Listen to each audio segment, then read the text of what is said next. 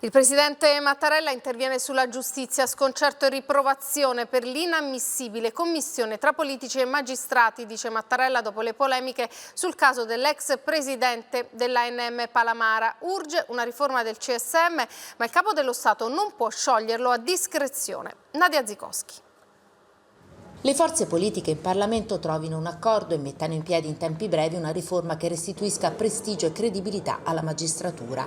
Con una nota che è anche un puntiglioso ripasso delle norme costituzionali, Mattarella ricorda alle opposizioni e a qualche opinionista che lo ha invitato con insistenza a intervenire sul caos procure che il capo dello Stato non può sciogliere il CSM se non in caso di stallo funzionale, né può esprimere giudizi su singoli oggetto di un procedimento penale.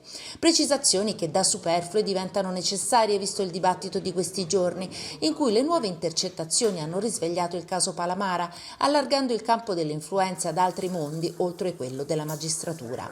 Per il capo dello Stato non è cambiato molto da un anno fa, già allora intervenne, si ricorda nella nota, con forza, nella sede giusta, il CSM, esprimendo sconcerto e riprovazione per la degenerazione delle correnti e l'inammissibile commistione tra politici e magistrati, riconoscendo, in quanto emergeva dal caso, un inaccettabile malcostume.